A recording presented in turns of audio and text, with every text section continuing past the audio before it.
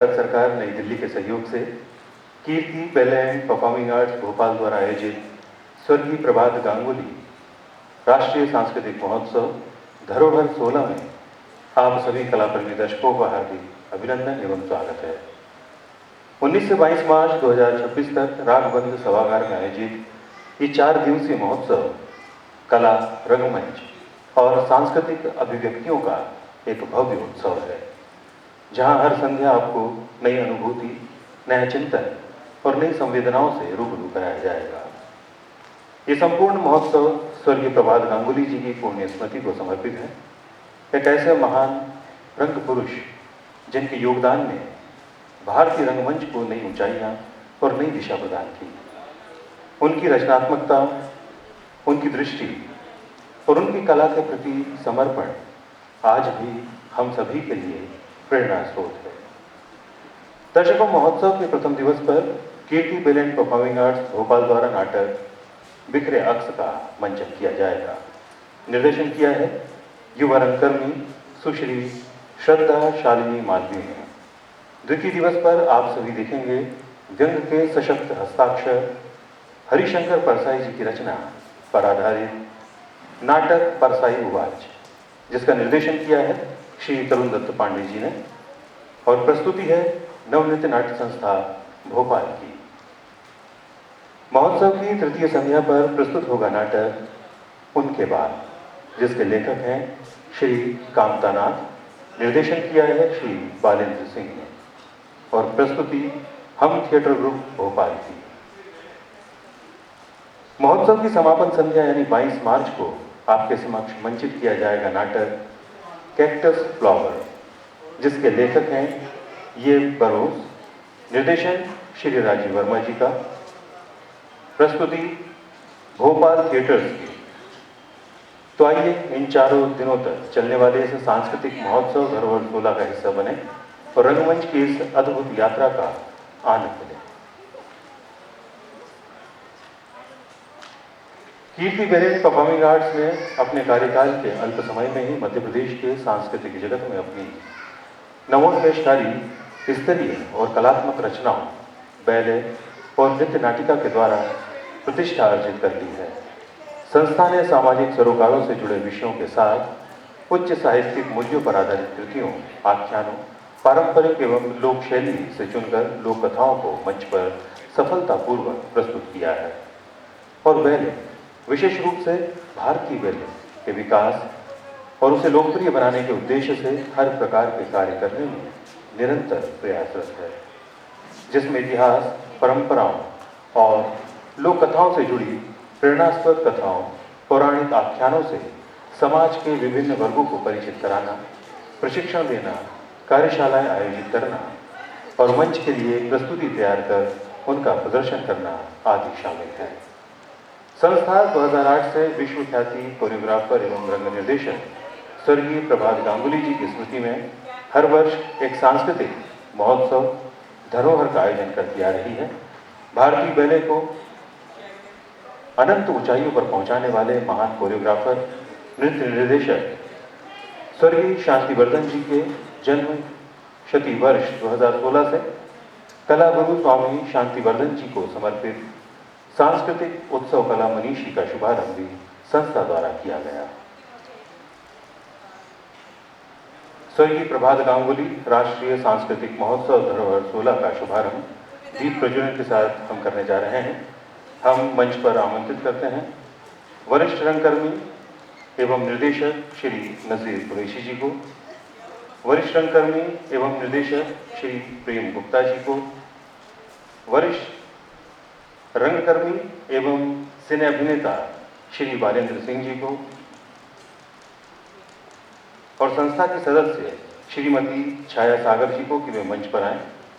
Doctor श्रुति कीर्ति बारिक जी से भी अनुरोध है कि भी मंच पर पहुंचें और अतिथियों के साथ कार्यक्रम का विधिवत शुभारंभ करें दीप प्रज्वलन के साथ।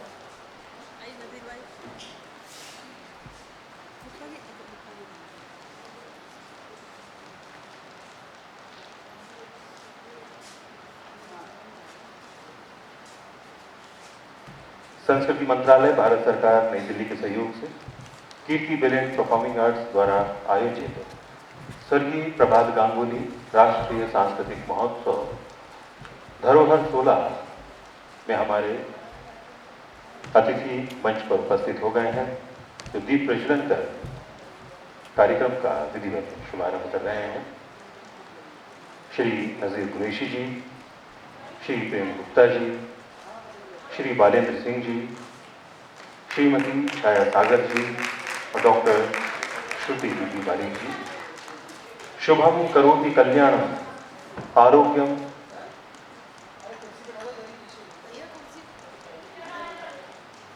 आरोग्यम धन संपदा शत्रु बुद्धि विनाशाय दीप ज्योतिष नमोस्तुते।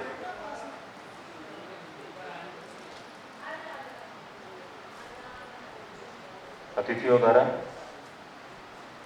धरोहर 16 महोत्सव का दीप प्रज्वलन कर शुभारंभ किया जा रहा है। कृपया जोरदार तालियां। इन 4 दिनों में आप बहुत ही मनमोहक प्रस्तुतियों का आनंद लेंगे। मंचासीन अतिथियों से अनुरोध है, कृपया दर्शक दीर्घा में अपना स्थान ग्रहण करें।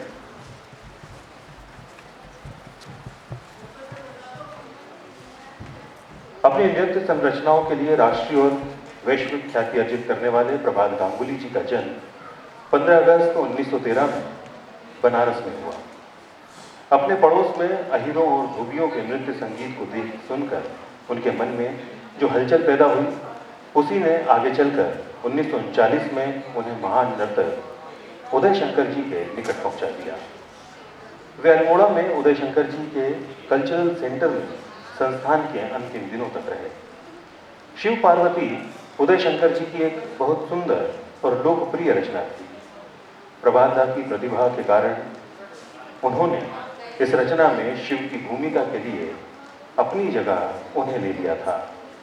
इस नृत्य में पार्वती की भूमिका फ्रांसीसी नृत्यांगना सिम की निभाती थी, जो बाद में प्रभात दा की जीवन संगिनी बनी। अल्मोड़ा का कल्चरल सेंटर बंद होने के बाद इप्टा यानी इंडियन पीपल्स थिएटर में रहकर उन्होंने हंगर मतलब भूख नामक बैले की रचना की। बाद में कल्चरल सेंटर के अपने साथी शांति वर्धन जी के साथ इंडियन ग्रुप में एक निर्देशक और प्रमुख नर्तक के रूप में रहे। वर्ष 1959 में निर्देशक और कोरियोग्राफर के रूप में लिटिल बैले ट्रूप में आ गए और 2006 तक अपने अंतिम समय तक उसके मार्गदर्शक रहे। प्रभात दा ने अनेक देशों की सांस्कृतिक यात्राएं की। 1978 में न्यूयॉर्क में आयोजित प्रथम कोरियोग्राफर कॉन्फ्रेंस में वे भारत के प्रतिनिधि थे। 1979 में सृजनात्मक नृत्यों के लिए संगीत नाटक अकादमी ने उन्हें राष्ट्रीय पुरस्कार से सम्मानित किया और 1990 में मध्य प्रदेश शासन ने शिखर सम्मान से अलंकृत किया। जब रंगश्री लिटिल बैले ट्रूप ने मुंबई से 1964 में ग्वालियर में अपना ठिकाना बनाया, तब तक प्रभात दा के बैले शुद्धित पाषाण ने उन्हें कोरियोग्राफर के रूप में स्थापित कर दिया था और उन्होंने जवाहरलाल जी की पुस्तक डिस्कवरी ऑफ इंडिया पर बैले की रचना प्रारंभ कर दी थी, जिसे ग्वालियर में पूर्णता प्रदान की। ग्वालियर में वे 20 साल रहे। संस्थान की आर्थिक तंगी में भी उन्होंने 14 बैले बनाने में सफलता प्राप्त की, जिसमें पशुतंत्र, भैरवी, स्वरबिंब, चक्रव्यूह आदि बैले सृजनात्मक उत्कृष्टता के आदर्श उदाहरण हैं। 1984 में रंगश्री ने अपना पड़ाव भोपाल में डाला। दादा ने सन 2002 तक हर साल एक बैले तैयार किया। वे कई विश्वविद्यालयों में विजिटिंग प्रोफेसर रहे। दादा सृजनात्मकता और कल्पनाशीलता के अथाह सागर थे। उनका रंगकर नई पीढ़ी के लिए रचनात्मकता, क्रिएटिविटी का प्रेरणा स्रोत है। दर्शकों, 26 मई 2006 को उन्होंने भोपाल की धरती पर अपनी अंतिम सांस ली, किंतु उनकी कला, उनके विचार और उनका योगदान आज भी हमारे बीच जीवंत है। उन्हें हम सभी की ओर से कोटि कोटि नमन।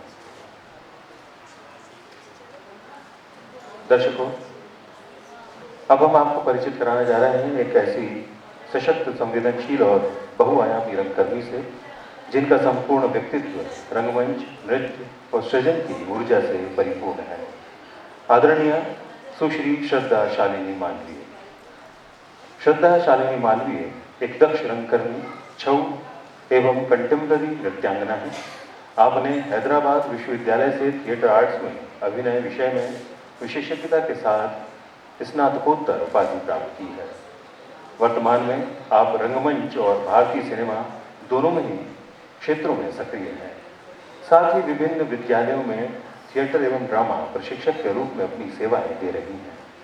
आपके रंगमंचीय सफर की शुरुआत वर्ष 2007-8 में श्री के.जी. त्रिवेदी जी के साथ हुई और तत्पश्चात आपने सरफराज हसन जी के मार्गदर्शन में यंग थिएटर ग्रुप से जुड़कर अपनी कला को और निखारा। आपने अनेक चर्चित नाटकों में प्रभावशाली अभिनय किया है, जिनमें मंजी, एक और दामिनी, कंजूर, कालकोठरी, खानमली, अपने ही पुतले और मुझे अमृता चाहिए जैसी प्रस्तुतियां विशेष उल्लेखनीय हैं। आप निरंतर वरिष्ठ गुरु श्री चंद्रमाधव बारिक जी एवं डॉक्टर श्रुति कीर्ति बारिक जी के मार्गदर्शन में कार्यरत हैं और शक्ति, आला उदल, महाभारत, भरतचरितम, अभिमन्यु वध, झांसी की रानी जैसी अनेक नाटिकाओं में अपनी सशक्त प्रस्तुतियां दे चुकी हैं। शालिनी जी ने देश के कई प्रतिष्ठित निर्देशकों जैसे बालकृष्णन, अनंत कृष्णन, सत्यव्रत राव, कन्हैयालाल कैथवास, नौशाद मोहम्मद कुंज, रिकेन डोमेन, राजीव वेल्ली चेट्टी, शोभा चटर्जी, आलोक चटर्जी, बालेंद्र सिंह, तनवीर अहमद और नज़ीर कुरैशी जी के साथ कार्य कर अपने अनुभव को समृद्ध किया है। विशेष रूप से आपने भारत रंग महोत्सव तथा Madhya Pradesh school of drama में श्री सत्यव्रत राउत जी के साथ सहायक निर्देशक के रूप में भी महत्वपूर्ण भूमिका निभाई है। निर्देशन के क्षेत्र में भी आपकी पहचान अत्यंत प्रभावशाली है। धतुरे के बीज, आशा अमरधन और पंचकन्या जैसे नाटकों का आपने सफल निर्देशन भी किया है।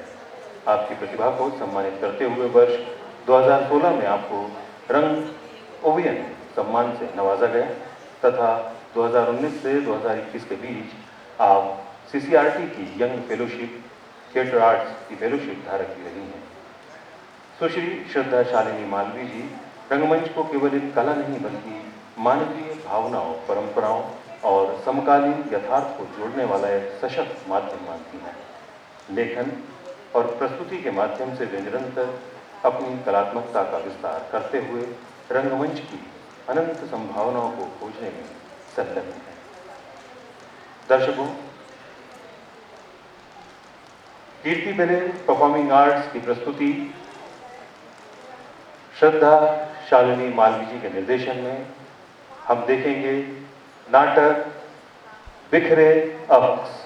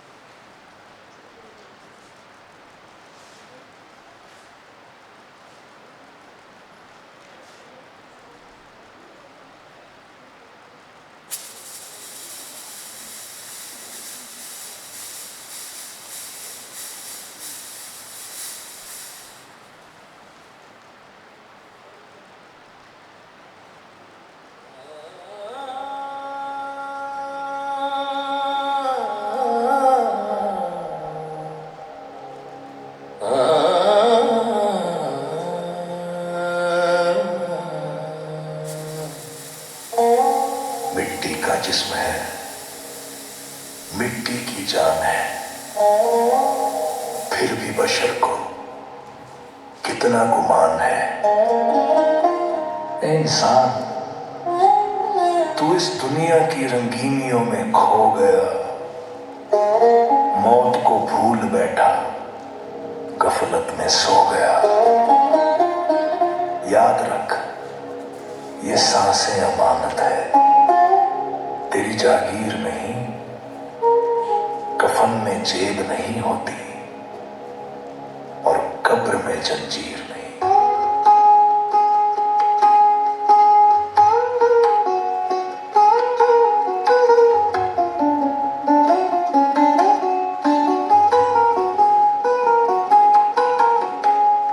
सांझ की ढलती धूप को मैंने चांद को रिश्वत दे के बढ़ाई।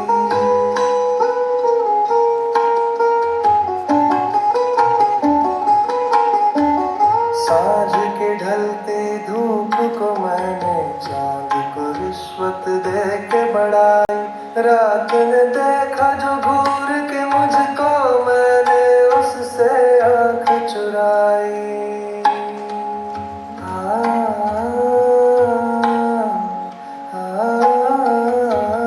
मैंने उससे आंख चुराई। क्या क्या जतन किए उनको भुलाने के,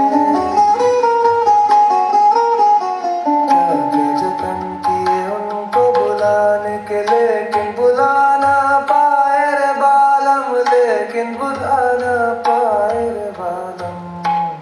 आके भी ना आए बालम, आके भी ना आए बालम। प्रीत निभा के भी निभा ना पाए बालम। आके भी ना आए बालम।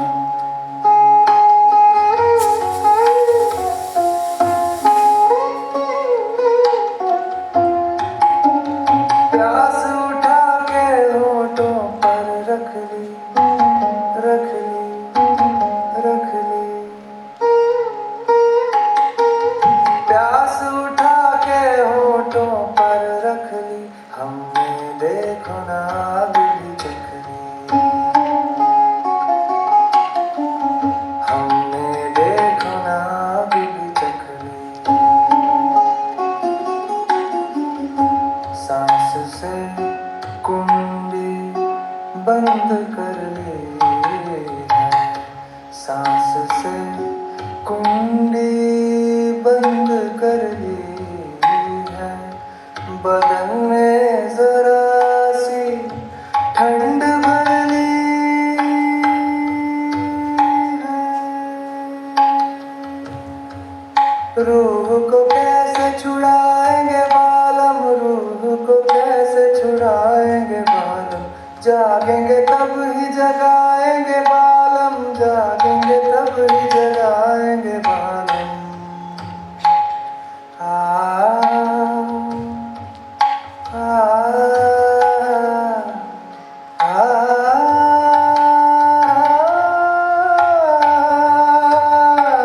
राख में हमने आँख धर दी है, शिव की तरह ही भस्मल ली है, शिव की तरह ही भस्मल ली है।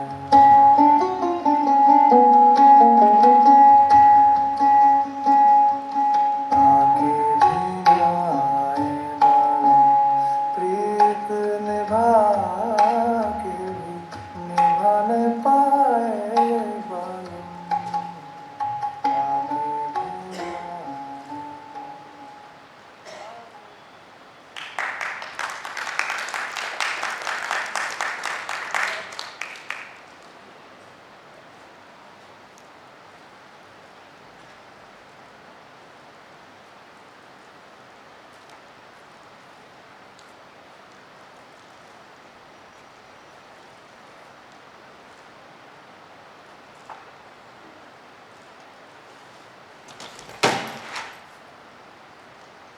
माफ कीजिएगा, मुझे लगा ये वही घर है जहाँ मुझे आना था। ये सामान जी वो, माफ कीजिएगा। रुको,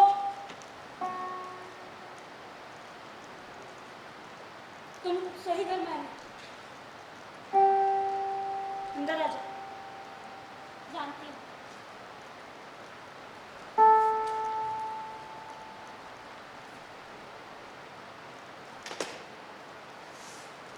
आप यही रहती है? काफी सालों से।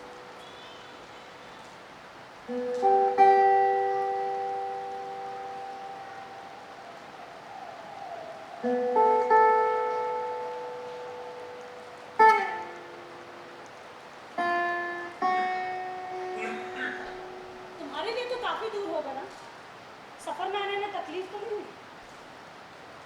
मतलब आप जानती हैं?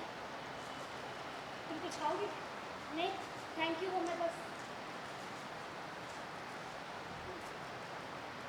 जानती हो, सुबह से मेरे मन में एक अजीब सी बात चल रही है कि काश ये सब कुछ एक सपना होता, कि काश ये जो तकलीफ मैं महसूस कर रही हूँ मैं सपने से जागती और ये सब कुछ दूर हो जाता। पर तुमने तो मुझे एक क्षण भी ये जीने नहीं दिया, मुझे इत्मीनान से महसूस करने ही नहीं दिया। पर मेरे लिए तो अभी तक ये सब बस एक सपना ही है। तो मेरे लिए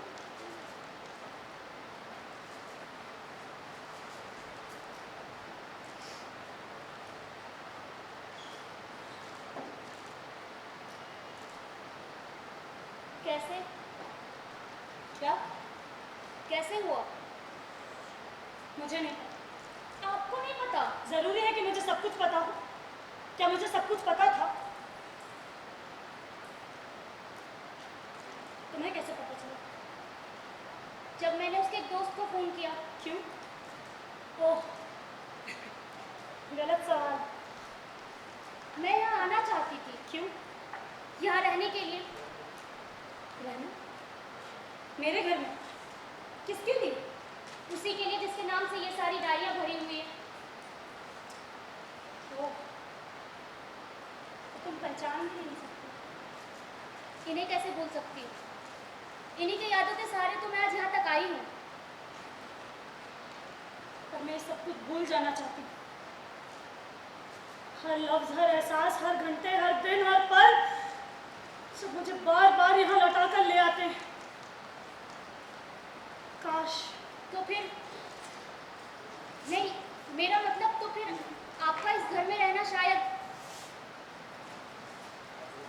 ये देख रही हो, कांच के पत्तों से बना घर। एक एक पत्ते को बहुत सोच समझ के रखा जाता है, धैर्य और संतुलन के साथ। इसे बनाने में सालों लग जाते हैं। ये कभी झुकता है, कभी गिरता है, पर विश्वास की दीवारें खड़ी करनी पड़ती है। और ये फिर भी इसी तरह टिका रहता है। लेकिन गिराने के लिए एक हवा का झोंका, एक शक, एक सच, या फिर किसी तीसरे की आवाज़।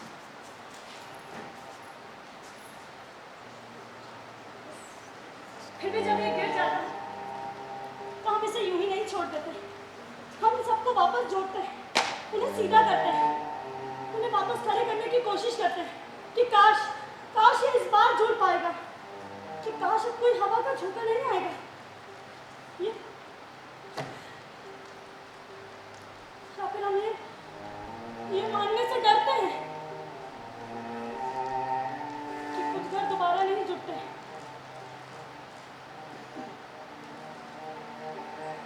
मैं इसे यहाँ गिराने नहीं आई हूँ। लेकिन ये गिर तो फिर भी चुका है, मुझे तो खुद अभी रास्ते में सारा सच पता चला। और फिर भी यहाँ चली आई। हाँ, क्योंकि कोई कारण नहीं था मेरे वापस जाने का। पर यहाँ आने का? देखिए, मुझे मालूम है मेरा यहाँ आना आपको अच्छा नहीं लगा, लेकिन मुझे खुद कुछ मालूम नहीं मैं कैसे, क्यों, क्या सोच कर यहाँ चली आई। एक महीने से इसकी कोई खबर नहीं। वो कभी ऐसा नहीं करता। फिर इसके दोस्त से पता चला कि मैं कहाँ जाती, क्या करती। मुझसे कुछ सहा नहीं जा रहा था। मेरा सर ये सोच सोच के फट रहा था कि जो इंसान आपकी पूरी जिंदगी हो, अचानक से उसका नाम और निशान ही ना रहे। फिर सोचा, जिस घर की जिक्र वो बार बार करता है, एक बार वहां आकर देखो। उसकी यादों के साथ शायद मन को थोड़ी शांति मिल जाए। लेकिन यहाँ आकर पता चला कि उसकी जिंदगी में कोई और है जो तुमसे ज्यादा अहमियत रखता है। नहीं, कि उसकी जिंदगी में कोई और भी है जिसके साथ मुझे उसे बांटना पड़ेगा। जो मुझे लगता था सिर्फ मेरा है, मेरा सब कुछ है, मेरी सारी खुशी है। तो तुम्हारी ये खुशी ये मेरे लिए क्या बन गई? इसकी परवाह मैं क्यों करूं जब मुझे खुद कुछ मालूम नहीं? और फिर मैं तो दोषी नहीं हूं इसके लिए। और अगर जवाब देना ही है तो वो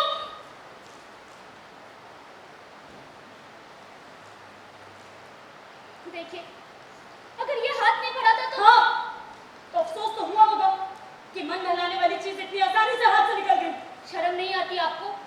जो चला गया उसके बारे में ऐसी बातें करते हुए? आपको क्या मालूम क्या थे वो मेरे लिए? हाँ, मुझे क्यों पता होगा, क्योंकि मुझसे तो सब कुछ छुप छुप कर।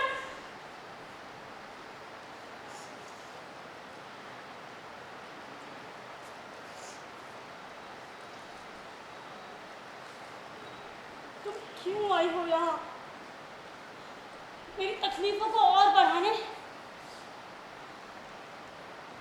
आपको नहीं लगता कि आपकी और मेरी चोट एक जैसी है? हम दोनों ही इस दर्द को समझ सकते हैं। हम दर्द वो भी मुझे देने के बाद? आप ऐसा सोचती है? क्या गलत कहा मैंने? जिम्मेदारी एक पर डाल देने से बात सुलझी हुई जरूर लगती है, लेकिन पूरे मायने में ये सच नहीं होती। मैं बस कुछ दिन इस घर में रहना चाहती हूँ। यहाँ अब कुछ भी नहीं, वो मर चुका है और मरे हुए लोग यहाँ पर वापस नहीं आते। किस तरह से बात कर रही हैं आप? आपको जरा भी अफसोस नहीं है उसके जाने का? हाँ हाँ, नहीं है, कुछ अफसोस नहीं है। मैं तो खुश हूँ कि वो मर गया, क्योंकि मेरी जिंदगी से तो वो बहुत पहले ही जा चुका था।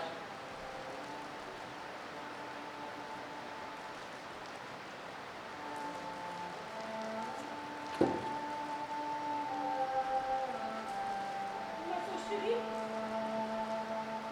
कि मैं लिख नहीं सकती, लेकिन उसका साथ दे सकती।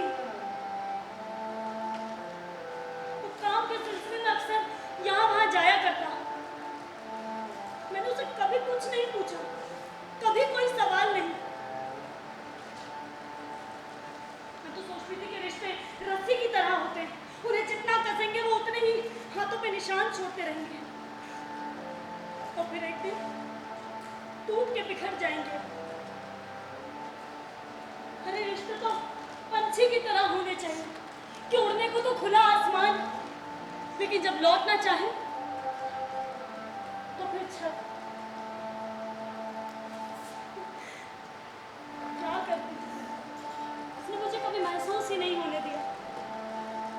जब भी घर लौट कर आता तो ऐसा लगता है जैसे कि उसकी सारी खुशी, सारी हंसी बस मैं ही, जहां वो बार बार लौट कर आना चाहता है। जब वो मेरे नजदीक बैठता, ऐसा लगता है जैसे इसके आगे कोई भी दरकार नहीं है। सारा सुख, सारा सुकून बस यही। लेकिन अब लगता है कि ये सब भ्रम है, गुमराह, सब झूठ।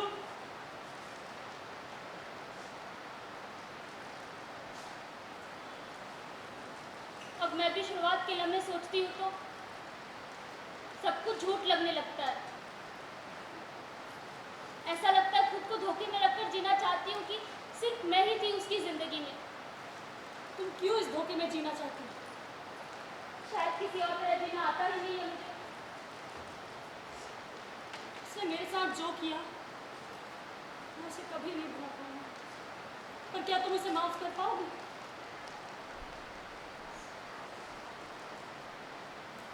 अजीब है ना, किसी इंसान की पूरी जिंदगी कभी कभी बस एक पन्नों में सिमट के रह जाती है।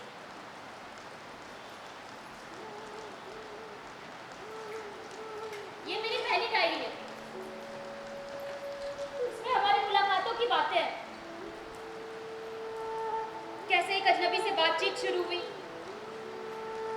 और धीरे धीरे वही अजनबी आपकी जिंदगी की सबसे पहचानी हुई आवाज बन गया।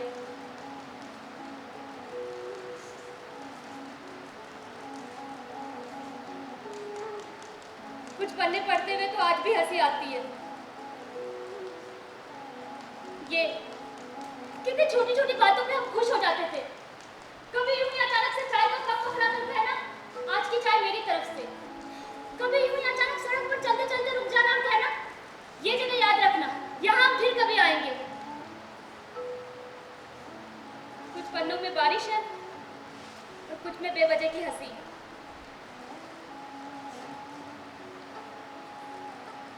इसमें उन जगहों की खुशबू है जहाँ हम साथ थे, किस सड़क पर देर तक चलते रहे और किस कैफे में बैठकर घंटों बातें की।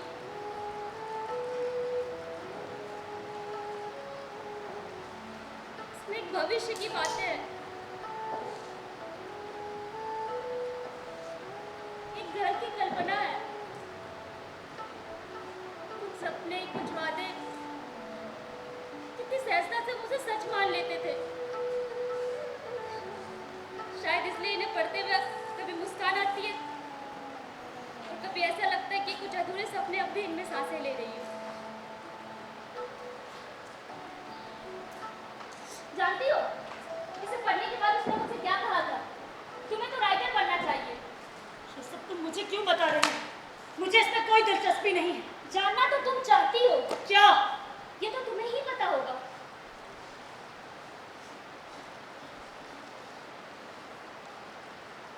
कब से चल रहा था ये सब?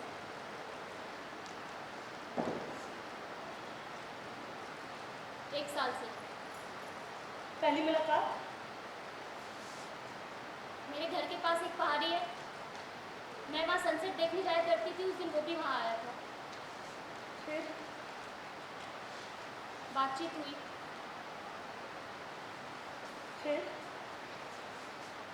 अगले सैटरडे वो फिर वहाँ आया। वो लिखने में मगन था। मैं उसके पास गई और फिर हम कैफे में। किसने पूछा? मैंने। तो उसने मना नहीं किया कि उसको कुछ और काम है, उसको थोड़ा और लिखना है, उसकी कहानी अधूरी है, या वो तुम्हारे साथ नहीं आ सकता? कुछ कुछ तो कहा होगा। नहीं, वो तुरंत चलने को तैयार हो गया।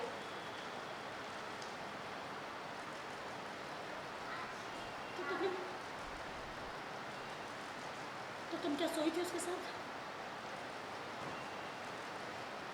क्यों पूछ रही हो? ये सब जानना जरूरी है? हाँ, जरूरी है। ये मेरे और उसके बीच की बात है। पर मेरा रिश्ता? अगर इतना ही घमंड है अपने रिश्ते पर, तो क्यों नहीं रोक पाई तुम उसे? हाँ, नहीं रोक पाई। इसलिए जानना चाहती हूँ कि कहाँ गलती रह गई थी। तुम मुझे जवाब क्यों नहीं देती? क्या तुम उसके साथ? हाँ, मिल गई तसल्ली? नहीं, नहीं।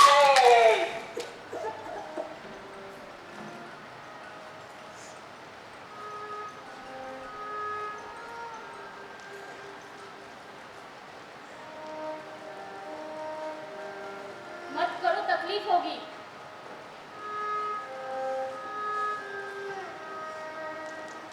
वो तो पहले से ही हो रही है। तुम अब और क्या चाहती हो? मैं बस कुछ दिन इस घर में रहना चाहती हूँ। ये मेरा घर है। लेकिन मुझे ऐसा लगता है कि मैं तुमसे ज्यादा इस घर को जानती हूँ। अच्छा, ऐसा लगता है जैसे कई सालों से मैं यहाँ सांसें ले रही हूँ, इन दीवारों के बीच। ये राजस्थान की कठपुतली, ये आदित्य यात्रा से लेकर आया था ना? उसने मुझे बताया था। उसे एक बूढ़ी औरत ने दी थी और बोला था घर में टांग देना, इससे घर में रंग बना रहेगा। ये कोट, उसी कोट में उसे अपना सबसे पहला बड़ा सम्मान मिला था ना, जब उसके उपन्यास को पुरस्कार मिला था। वापस आकर उसने यूं ही इसे बहुत देर तक टांगे रखा था, जैसे उस दिन की खुशी उतरने ही नहीं देना चाहता।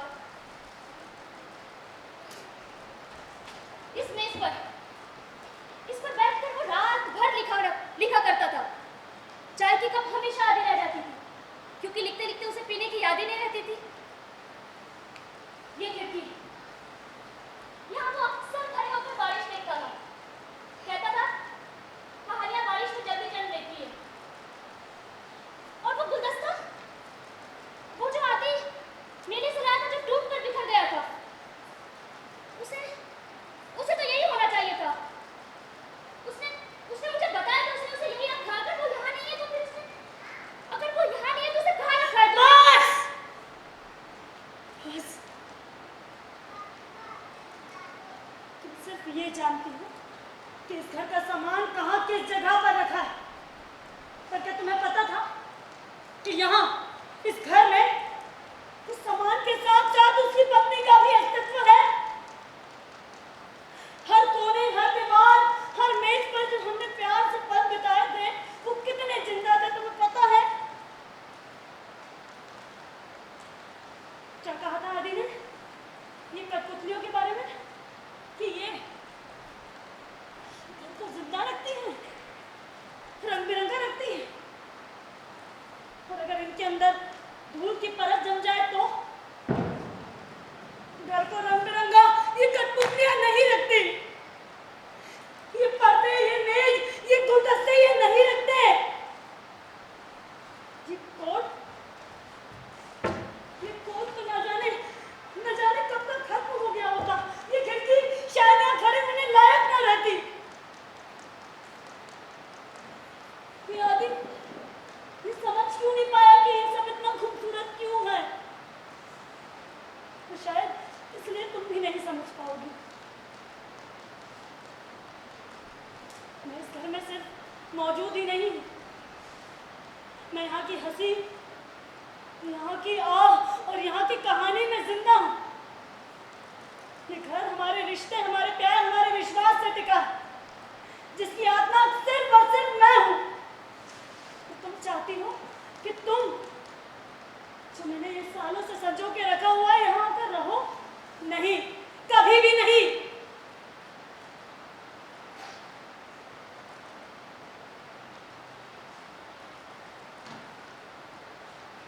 क्या तुम कुछ दिनों के लिए मुझे इसका हिस्सा बनने नहीं दे सकती? मैंने तुमसे पहले भी पूछा था कि क्या तुम सब कुछ जानकर यहाँ आई हो, पर अब लगता है कि तुम्हें तो कुछ पता ही नहीं था, इसलिए यहाँ चली आई। लेकिन मेरा भी तो कुछ हक है। हक? तुम्हारा हक? क्या तुम्हें सही में लगता है कि तुम्हारा कोई हक भी है? क्या तुम खुद को सुन पा रही हो? जानती हो कि पति अगर पत्नी के होते हुए किसी और के साथ रहे तो उसको क्या कहते हैं? प्रेरणा! मैंने कुछ गलत नहीं कहा, जो तुम हो वो बता रही हूँ।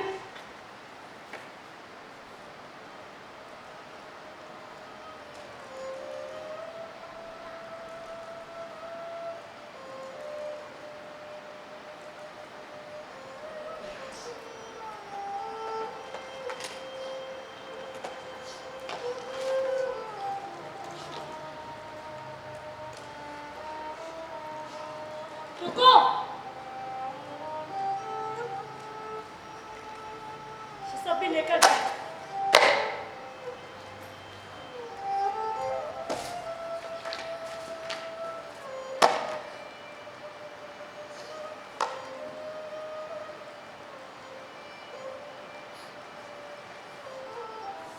क्यों क्यों चली आई मैं यहाँ? क्या सोच कर आई थी? कौन सी शांति चाहिए थी मुझे? उसने मेरे साथ इतना बड़ा धोखा किया, फिर भी मैं उसकी यादों के साथ रहना चाहती हूँ। इतना सब कुछ देखने सुनने के बाद भी दिल उसकी गवाही पेश कर रहा है। उसकी कही हर बात को सच मानना चाह रहा है। मुझे नफरत हो रही है अपने आप से। उसके आने के बाद मैंने कभी अपने बारे में सोचा ही नहीं। सब कुछ उसी से शुरू और उसी पर खत्म। इन सब में मैंने कब खुद मालूम ही नहीं चला।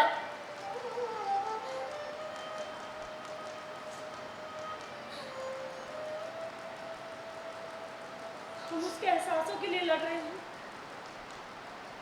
जो अभी हम मौजूद ही नहीं, जिसने जिंदा रहते हुए हमारी कभी परवाह नहीं करी। मैं सोचती थी कि हमारा रिश्ता एक मुकम्मल तस्वीर है जो कब की टूट चुकी है और उसके बिखरे अक्स मुझे हर कोने में नजर आते हैं। मैं पूरी तरह टूट चुकी हूँ और बार बार ये समझने की कोशिश कर रही हूँ कि कहाँ गलती रह गई थी, कहाँ सब कुछ बिखरने लगा। उसका मुझे इतने प्यार से देखना, मेरी छोटी छोटी बातों का ख्याल रखना, इन सब में मैं कभी जान ही नहीं पाई।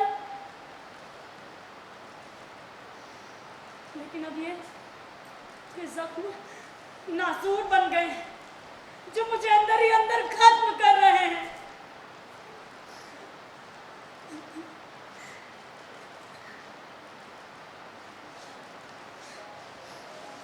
प्रेम में तो है रे ऐसे पड़ी मैं, पुराना जमाना नया हो गया, ये क्या हो गया। कब सांस थामी कब सांस छोड़ी, हर दर्द मेरा बयां हो गया, ये क्या हो गया। प्रेम में तो है।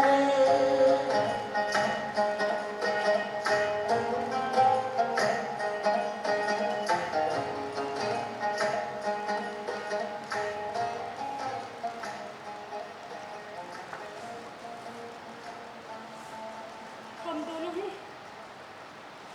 उसकी भावनाओं में कैद हैं और उसको इन बिखरे हुए अक्सों में ढूंढ रहे हैं जो अभी हम मौजूद ही नहीं। काश ये सब एक बार मैं उससे जान पाती। क्या? कुछ नहीं।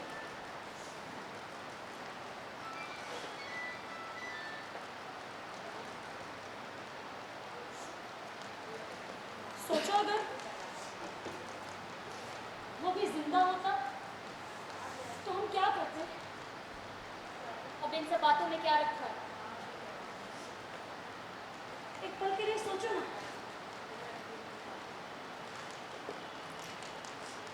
अच्छा ठीक है, छोड़ो। मैं उसे गले लगा लेती और खूब गुस्सा करती कि वो कहाँ चला गया, यूं बिना कुछ कहे बिना कुछ पूछे। और मैं उससे कहती कि जहां से आए हो वहीं वापस लौट जाओ, मैं तुम्हारी शक्ल भी नहीं देखना चाहती। मैं उसका हाथ पकड़ती और उसे पूछती कि वो क्या चाहता था, उसकी क्या मजबूरी थी, या वो बस मेरी भावनाओं के साथ खेल रहा था। मैं उसे सजा देती अपने प्यार, अपने विश्वास और अपनी भावनाओं से खेलने की। मैं उससे पूछती जो हमारे बीच था वो सच नहीं था। और मैं उससे पूछती कि जो हमारे बीच में था वो सच क्यों नहीं था। मैं उसकी आंखें पढ़ने की कोशिश करती, उससे पूछती कि जो सच्चाई मुझे दिखती थी वो कितनी झूठी थी। मैं उसे हर गलती का एहसास दिलाती, उसे अपने से नजर मिलाने लायक भी नहीं छोड़ती। मैं बहुत शिकायत करती उससे, बहुत शिकवे करती और उसकी दी हुई हर चीज उसे वापस लौटा देती। मैं उसके बनाए हुए ये संसार को ही खत्म कर देती, उसे यहाँ से धक्के मार के बाहर निकाल देती।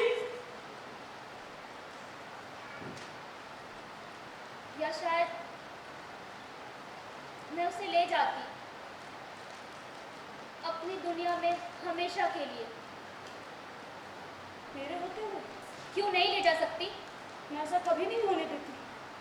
वो खुद आता मेरे साथ। तुम समझ नहीं रही हो। तुम उसे इस घर से ले जाती, वो खुद तुम्हारे साथ आ जाता और मैं खड़े खड़े तमाशा देखती रहती। मुझे क्या पता। तुम ऐसा कभी नहीं कर पाती। वो यहाँ नहीं है इसलिए तुम कुछ भी कह रही हो। वो यहाँ होता तो भी यही कहती। मैं उसे तुम्हारी आंखों के सामने लेकर जाती और मैं तुम दोनों को खत्म कर देती। फिर भी तुम उसे रोक नहीं पाती। तुम ऐसा कभी नहीं कर पाती। मैं उसे ले जाती और तुम्हारी आंखों के सामने लेकर जाती। नहीं, वो यहाँ से कहीं नहीं जाता। वो आता और मेरे साथ आता और तुम कुछ भी नहीं कर पाती। नहीं, वो यहाँ से कहीं नहीं जा सकता। मैं उसे लेकर जाती और तुम कुछ भी नहीं कर पाती। नहीं, तुम यहाँ से कहीं नहीं जा सकती। मैं उसे अपनी दुनिया में हमेशा के लिए लेके जाती और उसे अपने साथ रखती हमेशा के लिए। और तुम तो लो, तो जाना चाहती हो ना? लो, ले जाओ इसे।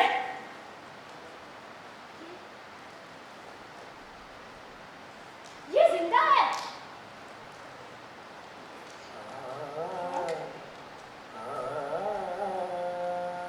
अभी तक तो,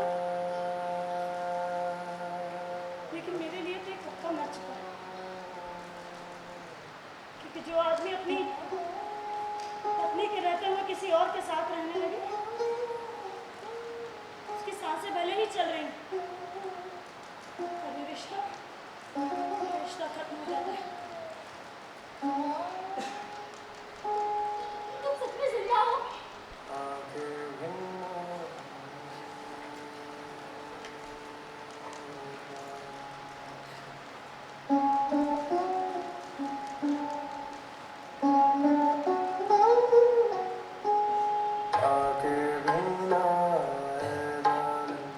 प्रीत निभा के भी निभा न पाए बालम, आगे भी न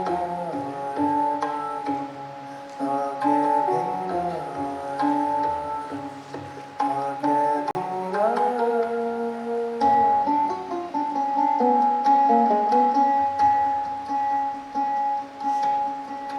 देखे कहानी अब क्या सुनाए बालम, देखे कहानी अब क्या सुनाए बालम,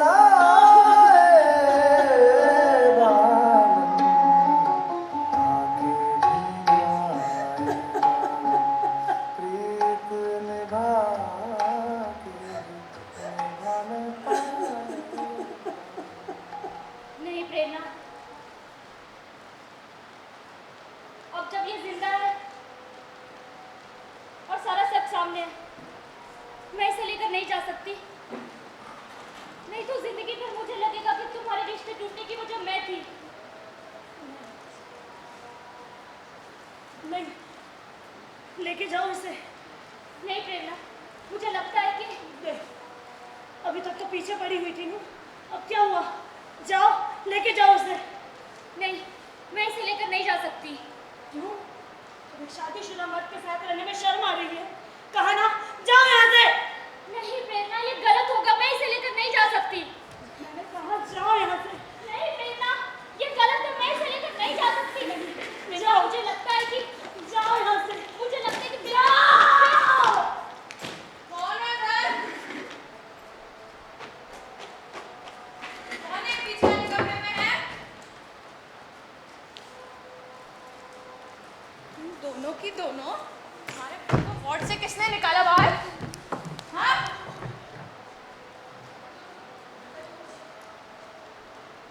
क्या किया? सर? सर? क्या किया? क्या किया? ये सच बताओ। तुम लोग के चक्कर में मैं डांट खाऊंगी। सच बताओ। क्या दिया हमको? कुछ दिया? हैं? मारा? क्या किया? जाओ, दे जाके खड़ी हो। दे जाके खड़ी हो। सर? सर?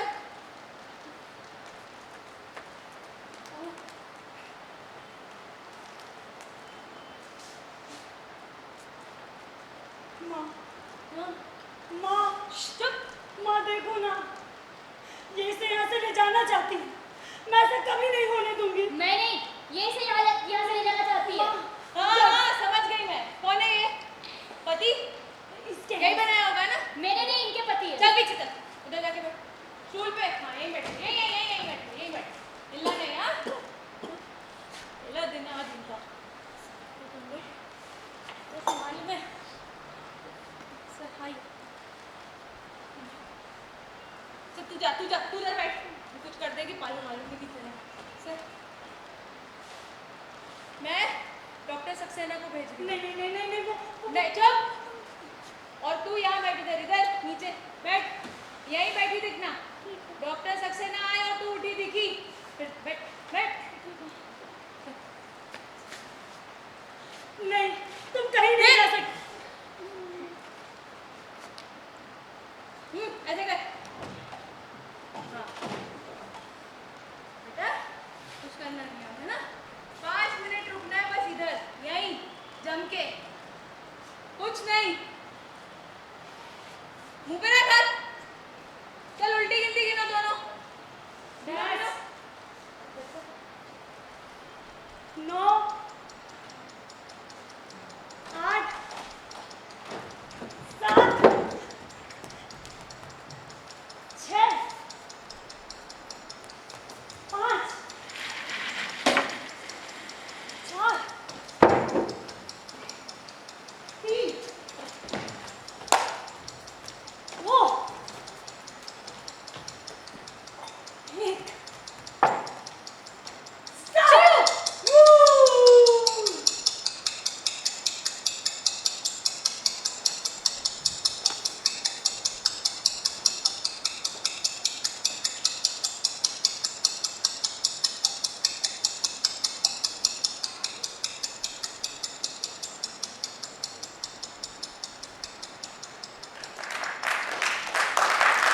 जोरदार तालियां नाटक बिखरे अर्थ के लिए। और मैं सभी कलाकारों से अनुरोध करूंगा कृपया आप मंच पर आएं। सभी मंच पर है और मंच पर कलाकार मंच पर आ जाएं। और हमारे बीच वरिष्ठ रंगकर्मी श्री नजीर कुरैशी जी हैं, उन्हें भी मैं मंच पर आमंत्रित करता हूं। और श्री बालेंद्र सिंह जी को भी मंच पर आए। और साथ ही संस्था की सदस्य श्रीमती छाया सागर जी से भी अनुरोध किया कृपया वो भी मंच पर आए। और नाटक की निर्देशक श्रद्धा शालिनी मालवी जी के लिए जोरदार तालियां सारे कलाकारों के लिए। बहुत ही मनमोहक प्रस्तुति।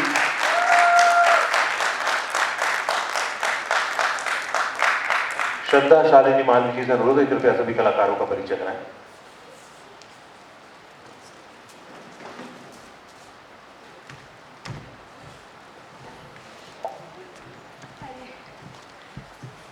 Thank you so much everyone for coming. ये एक बहुत कम समय में बनाई हुई प्रस्तुति थी और मेरे साथ जो आए हैं ये सब मुंबई में मेरे साथ काम करते हैं। ये स्नेहा का जो कैरेक्टर कर रही थी ये है मेघा।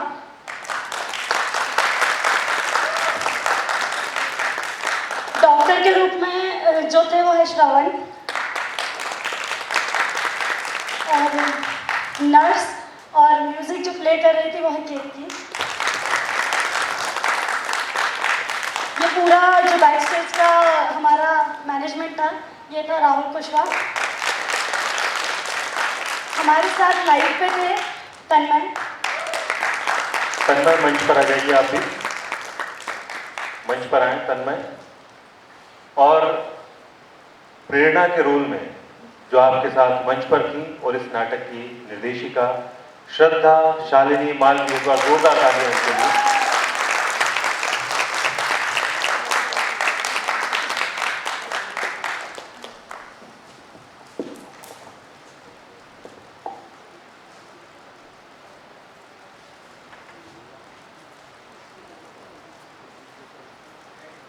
नजीर सर से अनुरोध करूंगा कृपया इस प्रस्तुति के संबंध में 2 शब्द कहें।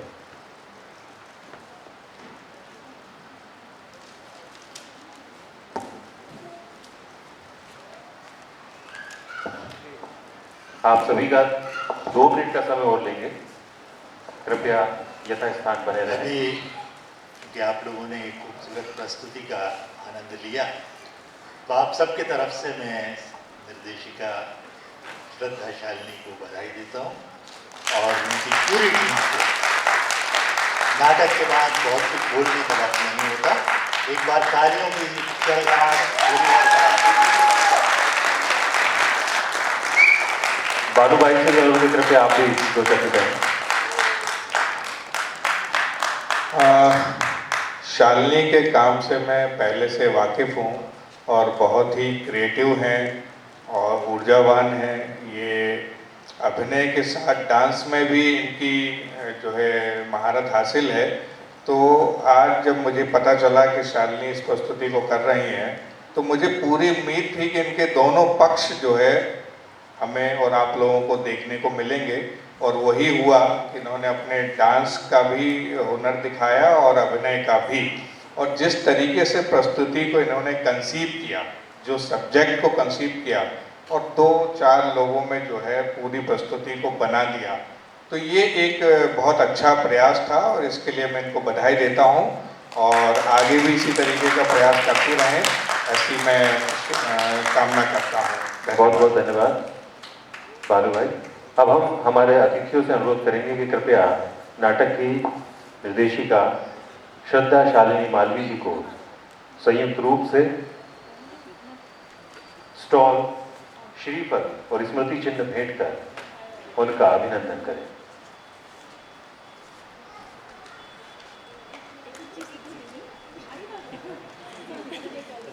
दर्शकों, कल भी आप हमारे साथ बनेंगे क्योंकि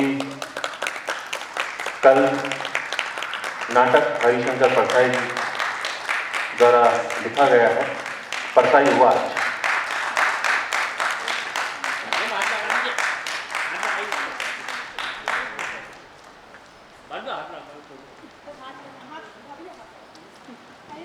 जोरदार तालियां। कल हास्य नाट्य प्रस्तुति इस मंच से की जाएगी। नाटक परसाई वाच, लेखक हरिशंकर परसाई जी, निर्देशन तरुण पांडे का, प्रस्तुति नवनृत्य नाट्य संस्था की। तो आप सब कल भी हमारी इस प्रस्तुति में सादर आमंत्रित हैं और 4 दिवसीय इस आयोजन में धरोहर 16 में आप सभी उपस्थित रहें। और आजकल दुनिया में ये जैसे बहुत कॉमन हो गया है, क्योंकि कलयुग है ना, हम सभी जानते हैं। दोनों पक्षों को इतने सुंदर तरीके से रखना और संसार की वास्तविकता इस पूरे किरदार में हमने देखी। ये नाटक मेरे जीवन में मुझे हमेशा याद रहने वाला। आप सभी का टीम वर्क मैंने देखा। ब्रह्मा कुमारी इस परिवार बहुत सुंदर सुंदर प्रोग्राम्स करते हैं सकारात्मक ऊर्जा को लेकर, और आपका जो ये नाटक है इसको हम ज़रूर हमारे माउंट आबू के स्टेज पे कराने का संकल्प रखेंगे।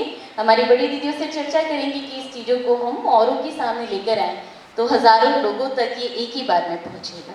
तो आपको, आपकी पूरी टीम को, आप सभी को बहुत दिल से शुभकामनाएं और परमात्मा की स्मृति का चिन्ह मैं आपको देना चाहूँगी, क्योंकि हम सभी का लक्ष्य है कि हम भारत को स्वर्णिम दुनिया की तरफ ले जाएं। और आपका ये जो किरदार है इसमें और नई नई चीज़ें जुड़ती ही जाएंगी, तो कुछ ना कुछ ऐसा हम सभी करें कि भारत में और ही सुंदर मैसेज एक एक तक जाए और अपने जीवन को भी बदलें, दूसरों की भावनाओं का सम्मान भी करें और निष्पक्ष रहें। बहुत बहुत धन्यवाद खुशबू दीदी। खुशबू दीदी द्वारा आज के नाटक की निर्देशिका अभिनेत्री श्रद्धा शालिनी मालवी जी का अभिनंदन किया जा रहा है।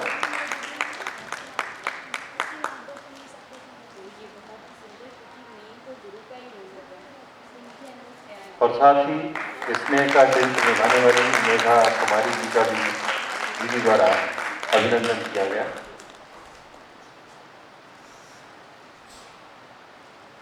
दर्शकों, कल नाटक परसाई वाच का मंचन किया जाएगा। हास्य नाट्य प्रस्तुति है, निर्देशन है तरुण पांडे जी का और प्रस्तुति नवनृत्य नाट्य संस्था भोपाल। आप सभी कल भी हमारे इस आयोजन में सादर आमंत्रित हैं। इष्ट मित्रों एवं सपरिवार सहित प्रवेश निःशुल्क रहेगा।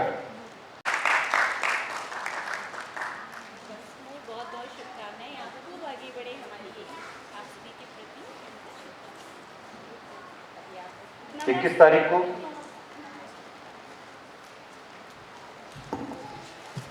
मैं बस छोटी सी बात बोल के मैं विदा लेती हूँ।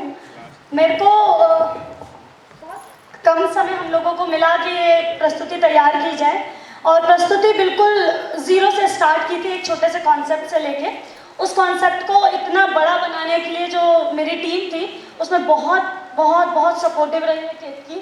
मैं चाहती हूँ कि इसके लिए एक बहुत अच्छे से क्लास हो। उसको अच्छे से जीना, उसको अच्छे से समझना, उन सारी चीज़ों को मेरे साथ लेके चलने वाली मेघा, ये इसने भी बहुत दिन रात एक मेरे साथ काम किया। प्लस राहुल, हम लोग बाहर इस प्ले को तैयार कर रहे थे और राहुल यहाँ पर हमसे कांटेक्ट करके पूरा सेट अरेंज कर रहा था, तो it's again a very very big favour for me, इसके लिए भी। और ये श्रवण, जिसको पता ही नहीं है मैं कौन हूँ, किसके साथ काम करना है, क्या काम करना है, क्या पति बनना है, क्या डॉक्टर बनना है, बट एट दी एंड वो जो जज्बा है क्या करना है, जो भी बोला है, शायद केतकी और राहुल के भरोसे में उसने मेरे पे भी भरोसा किया, उसके लिए मैं उससे धन्यवाद चाहती हूँ। मुझे जो साहस मिलता है लिखने के लिए या फिर कुछ भी प्रस्तुत करने के लिए, मैं बहुत छोटे से जो आप देख रहे हैं सब मेरे टीचर हैं, सब मेरे शिक्षक हैं, मेरे गुरु हैं, जो मुझे यहाँ तक पहुँचाए हैं कि मेरे हाथ में माइक है, मैं आपसे बात कर पा रही हूँ। तो मेरा बहुत बहुत बहुत धन्यवाद है आपको कि आप लोगों की ब्लेसिंग से मैं यहाँ तक पहुँची हूँ और आगे भी चलती रहूँगी, आप लोगों को निराश नहीं करूँगी। सारी ऑडियंस को, मेरे माता पिता भी यहाँ पर हैं, तो मैं धन्यवाद बोलती हूँ कि मुझे इस रंगमंच से जोड़ा, क्योंकि मुझे तो पता ही नहीं था, मैं बहुत छोटे से यहाँ आ गई थी। तो आज ये मौका है कि उनको भी धन्यवाद करा जाए, तो बहुत बहुत धन्यवाद मेरे पूरे परिवार को, मेरे गुरु को, मेरी टीम को। Thank you so much everyone. कल हमारे बीच एक और प्रस्तुति है जो तरुण सर की है। मैं चाहती हूँ कि सब के सब वापस इसी तरह एकत्रित हों और हम लोगों का साहस बढ़ाएं। Thank you. मैं